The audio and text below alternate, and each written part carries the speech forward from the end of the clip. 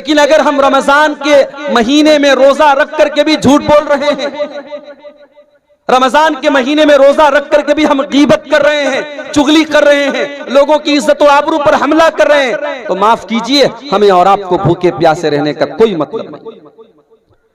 अल्लाह के प्यारे नबी फरमाते हैं, मल्लम यदा कौल ज़ूरी वल अमल बिही, जो रोजा रख करके, जो 15-15 घंटे भूखे और प्यासे रह करके भी झूठ बोलता हो, गलत काम करता हो, गलत बातें मुंह से निकालता हो, फलैसा लिल्लाहि हाजतुन अन यदा तामहु व शराबहु, अल्लाह को कोई जरूरत नहीं है वो अपना खाना छोड़ दे, अपना पानी छोड़ दे, उसके भूखे प्यासे रहने से अल्लाह को कोई फायदा नहीं है। एक और हदीस में अल्लाह के नबी फरमाते हैं, कम मिन साइमिन लैसा लहू मिन सियामिही इल्लल जू, कितने रोजेदार ऐसे हैं कि रोजा रखने के बावजूद उनके नाम आमाल में एक रोजा भी नहीं लिखा जाता, भूख और प्यास के अलावा उनको कुछ भी नसीब नहीं होता। व कम मिन काइमिन लैसा लहू मिन क़ियामिही इल्लस सहर, और कितने रातों को जाग जाग करके इबादत करने वाले लोग हैं, उनके नाम आमाल में एक रात की तहज्जुद या एक रात की तरावी भी नहीं लिखी जाती, उनके नाम आमाल में सिर्फ रात को जागना लिखा होता है। तो रमजान में अपनी नीयत को दुरुस्त कर लो मेरे भाई। और अपने नौजवान साथियों से एक बात कहना चाहूंगा, हो सके, पॉसिबल है अगर हम और आप चाहें, हो सके तो एक महीना थोड़ा मोबाइल से दूरी बना के रखें। इस मोबाइल ने, अल्लाह की कसम खा के कहता हूं, इस मोबाइल ने आज हमारी नेकियों को बर्बाद कर दिया है, हाजियों के हज बर्बाद कर दिया है, उम्रे करने वालों के उम्रे बर्बाद कर दिया है, सदका खैरात करने वालों के सदका खैरात को इस मोबाइल ने आज बर्बाद कर दिया। आप पूछेंगे वो कैसे? आइए मैं एक हदीस आपको सुना देता हूं, हदीस सुन लीजिए, आपको बात समझ में आ जाएगी कि मोबाइल किस तरीके से हमारी नेकियों को खा रहा है। इब्ने माजा की सही रिवायत है, हजरत सौबान रज़ी अल्लाह ताला अन्हु हदीस के रावी, अल्लाह के प्यारे नबी फरमाते हैं सल्लल्लाहु अलैहि वसल्लम, लअलमन्ना अक़वामम मिन उम्मती यातून यौमल क़ियामति बिहसनातिन अमसाल जिबाल तिहाम तबीदन, मैं अपनी उम्मत के ऐसे लोगों को जानता हूं जो कयामत के दिन तिहामा की पहाड़ियों के बराबर नेकी लेकर के आएंगे। नबी ने नेकी का नाम नहीं लिया, पहाड़ों के बराबर नेकी लेके आएंगे। अब जितनी नेकी हम और आप जिसको नेकी समझते हैं उसको आप यहाँ पे मेंशन कर दीजिए, जिक्र कर दीजिए। नमाज है, रोजा है, तिलावत है, अल्लाह का जिक्र है, सदका खैरात है, हज है, उम्रा है, पहाड़ों के बराबर नेकी लेकर के आएगा। फयजअलुहुल्लाहु अज़्ज़ व जल्ल हबाअम मंसूरा, पहाड़ों के बराबर नेकियां लेकर के आएगा, लेकिन अल्लाह ताला उसकी नेकियों को रेजा रेजा कर देगा, हवा की तरह उड़ा देगा, उसकी एक नेकी भी अल्लाह ताला क्यों कबूल नहीं की जाएगी। सहाबा डर गए, पहाड़ों के बराबर नेकी लेके आ रहा है और एक भी नेकी उसके काम नहीं आ रही। सहाबा डर गए। हजरत सौबान रज़ी अल्लाह ताला अन्हु ने फौरन कहा, अय अल्लाह के नबी, सिफ़हुम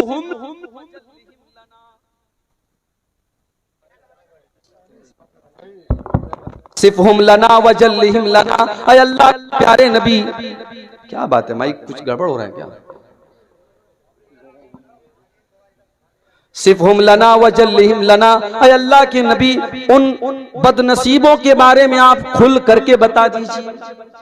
वो कौन बदनसीब लोग होंगे जो नेकियों का पहाड़ लेकर के आएंगे मगर उनकी नेकियों को अल्लाह ताला बर्बाद कर देगा। अय अल्लाह के नबी आप खुद करके बता दीजिए ताकि हम उनमें से ना हो जाएं। सहाबा ने ये नहीं कहा कि अय अल्लाह के नबी वो कौन लोग होंगे, जरा बता दीजिए ताकि हम उनके ऊपर फतवा लगा दें। आज हमारा और आपका मिजाज क्या है, हम दूसरों पर फतवा लगाते हैं, पहले अपने गरेबान में झांकने की हमें तौफीक नहीं मिलती, हम दूसरों पर फतवा लगाते हैं। सहाबा ने कहा, अल्लाह के नबी हमें बताइए हम उनमें से ना हो जाएं। आपने फरमाया, वो तुम्हारे ही भाई होंगे, वो तुम ही में से होंगे और तुम्हारे ही भाई होंगे, तुम्हारी ही नस्ल से होंगे, तुम्हारी तरह नमाज भी पढ़ेंगे, रोजा भी रखेंगे, सदका खैरात भी करेंगे। वलाकिन्नहुम इज़ा खलू बिमहारिमिल्लाहि इंतहकुहा, बस एक बात की कमी होगी, बस एक चीज की कमी होगी, जब वो अकेले में होंगे, जब वो तन्हाई में होंगे, जब वो खलवत में होंगे, तो वो हराम कामों का इर्तिकाब करेंगे, वो नाजायज काम करेंगे, वो आंखों का ज़िना करेंगे, वो हाथों का ज़िना करेंगे, वो नाजायज और हराम काम करेंगे। वो बज़ाहिर तो बड़े नेक होंगे, बज़ाहिर तो बड़े रोजेदार होंगे, वो लोगों के सामने तो बहुत नेक और बहुत परहेजगार होंगे, लेकिन अकेले में उनसे बहुत सारे गुनाह सरजद होंगे।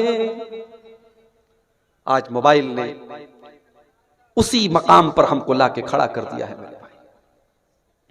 रात के 12 बजे नौजवान लड़का खेतों में निकल करके किससे बात कर रहा है, क्या हम नहीं जानते? रात को 2 बजे जवान लड़की किसी से चुपके चुपके फोन पर बात कर रही है, किससे बातें कर रही है, हमें अंदाजा नहीं। मेरे प्यारे साथियों, इस मोबाइल ने आज बच्चों से उनका बचपन छीन लिया। इस मोबाइल ने आज बूढ़ों के बुढ़ापे और बुजुर्गी के तकद्दुस को खत्म कर दिया।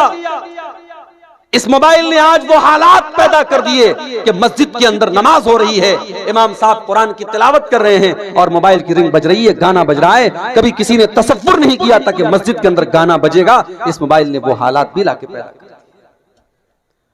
तो इस मोबाइल को अपनी मग़फ़िरत के रास्ते में रुकावट बनने मत दो मेरे भाई। अगर अल्लाह ने 1 महीना आपको दिया है अपने आप को बख्शवाने का, तो इस मौके को इस मोबाइल की वजह से चूकने मत दो। कोशिश करो, मैं ये नहीं कहता कि आप मोबाइल बंद कर दो, करना चाहो तो वो भी कर सकते हो भाई। बहुत बड़े कारोबारी हैं आप, लेकिन अगर आप चाहें 1 महीना मोबाइल का इस्तेमाल कम कर सकते हैं। मुंबई की सरजमीन पर आपसे बड़े बड़े बिजनेसमैन लोग रहते हैं। मुंबई में एक जगह मैं गया, रमजान का महीना था, एक नौजवान शख्स इत्तिकाफ में बैठा हुआ था। मुझे वहां के लोगों ने बताया, मौली साहब ये जो इत्तिकाफ में बैठे हैं आप जानते कौन है? कहने लगे ये करोड़पति आदमी है, करोड़ों का बिजनेस है इसका, मगर हर साल ये रमजान के आखिरी अशरे में इत्तिकाफ में बैठता है और अपना मोबाइल दूसरों को दे करके अपने यानी जो उसके अंडर में काम करते हैं, जो मुलाजिम होते हैं, उनको दे के जाता है। अपने पास एक पर्सनल मोबाइल छोटा सा लेके जाता है कि कभी घर वालों से कोई जरूरत पड़ी तो बात कर ले, और ये 10 दिन वो अल्लाह की इबादत में गुजारता है। करना चाहो तो मेरे प्यारे प्यारे भाइयों बहुत कुछ है।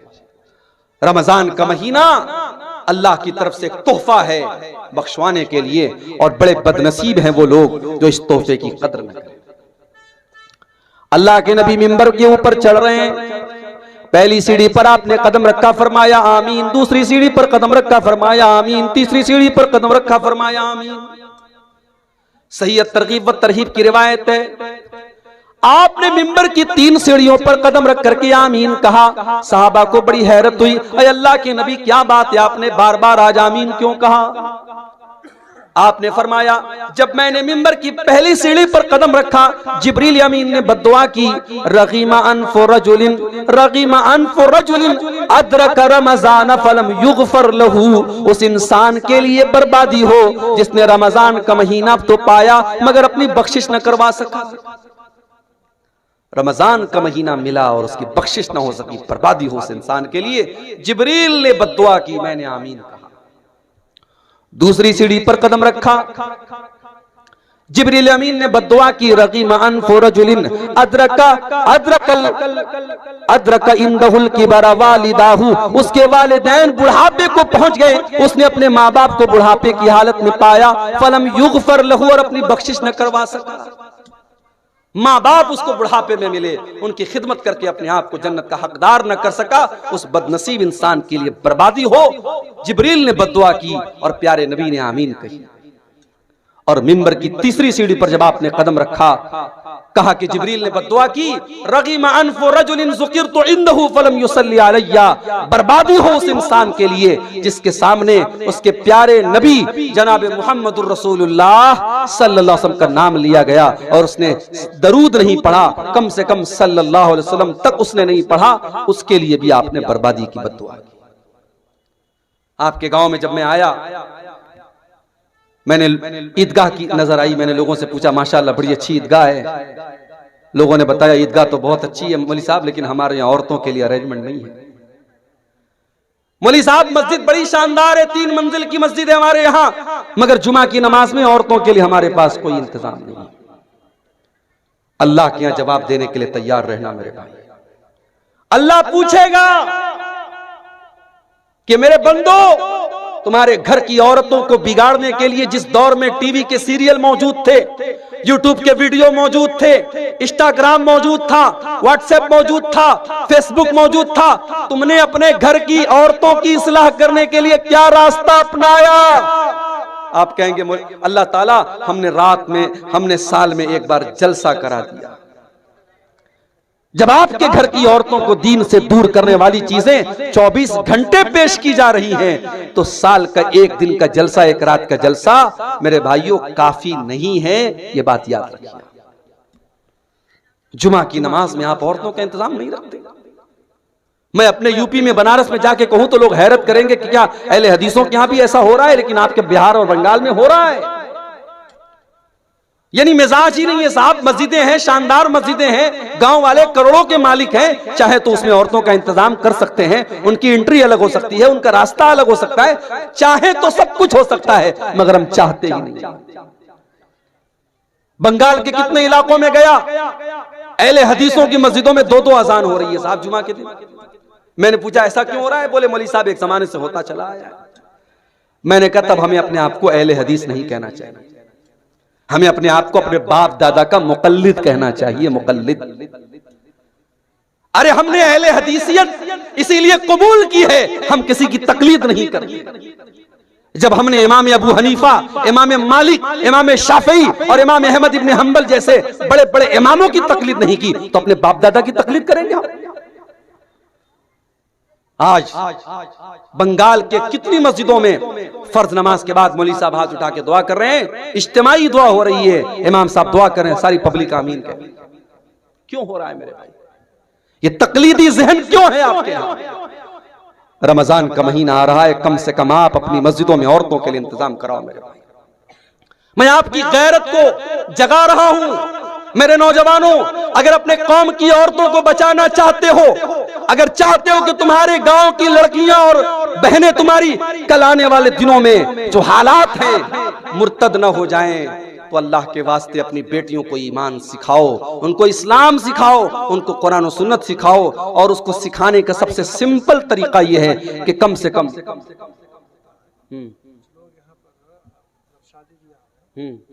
के यहाँ कबूल कराते हैं। अगर कबूल सिस्टम अगर दुल्हन के यहाँ कबूल नहीं कराए जी, तो घर में ले जाकर दोबारा शादी पढ़ाते हैं। हमारा शादी पढ़ाना भी है जी। ये शेख साहब ने जो बात की, हमारे यहाँ भी ये चीज एक रस्म और रिवाज बन चुकी है। जब निकाह होता है, मौलवी साहब जब निकाह पढ़ाने के लिए आते हैं, तो शरीयत का मसला क्या है कि लड़की से इजाजत ले लेना काफी है, और वो इजाजत लड़की का बाप ले ले, लड़की के घर का कोई बड़ा जिम्मेदार ले ले, वो इजाजत ले लेना काफी है। निकाह पढ़ाने वाले का बाकायदा जा करके कि मोहतरमा फलाना बिनते फला, आपका निकाह फला बिन फला के साथ हो रहा है, क्या आपको कबूल है? ये जो पूरा एक सिस्टम राइज है, ये कहीं कुरान और सुन्नत से साबित नहीं। लड़की के यहाँ इजाब कबूल की जरूरत नहीं, उसकी इजाजत ले लेना काफी। मगर हमारे यहाँ साहब यानी इतना इसको रिवाज की अहमियत दे दी गई कि शेख साहब ने बताया अगर कहीं इस तरीके से लड़की के यहाँ अगर इजाब कबूल नहीं होता है तो निकाह को अधूरा माना जाता है, अलग से उसका निकाह कराया जाता है कि साहब हमारा निकाह अधूरा हो गया। मैं खुद निकाह पढ़ाने जाता हूं, 3 बार इजाब कबूल कराने का हमारे यहाँ रिवाज है। अगर मैंने एक बार करा दिया तो साहब पीछे से आवाजें आने लगती, मौलवी साहब थोड़ा 1-2 बार और करा दीजिए। मैंने कहा अरे दुल्हे ने बोल दिया, आप सबने सुन लिया, मैं बहरा नहीं, आप बहरे नहीं, जरूरत क्या है? लेकिन रिवाज है, हमने रिवाजों को अपनी गर्दन पे टांग के रखा है। कहा है कि चीज अपनाने के लिए एक बार ही काफी है, लेकिन तोड़ने के लिए 3 बार करनी पड़ती है जी। तो रस्म रिवाज जो आपने लाद के रखे हैं उनको हटाइए मेरे भाई। आज यूपी के गाजीपुर के इलाके में गांव है, 12 गांव, कभी आपको मौका मिले तो जरूर जाइएगा। पूरा गांव अहले हदीस का गांव है, पूरा गांव पढ़े लिखों का गांव है। पुलिस में और आर्मी की सर्विस में वहां 70% लोग आपको मिल जाएंगे, पढ़े लिखे लोगों का गांव है। मगर अहले हदीस का घर है, मुसलमान का घर है। शादी हो रही है साहब, सुहाग की जो चीजें जाती हैं, शादी के मौके पर जो चीजें जाती हैं, उसमें सिंदूर भी जाता है औरत के मांग में भरने के। उसमें गैर मुस्लिमों की बहुत सारी रस्म रिवाज की चीजें भी जाती हैं। दुल्हन जब घर में आती है पहली बार तो कोई छोटा सा बच्चा उसकी गोद में दिया जाता है कि साहब ये बच्चे को गोद ले लेगी तो इसकी भी गोद भराई होगी, इसको भी अल्लाह ताला आगे चल के बेटा देगा। मंगलसूत्र भेजा जाता है, उसको भी सुहाग की एक निशानी माना जाता है। इस्लाम के अंदर सुहाग की कोई निशानी नहीं, माफ कीजिए।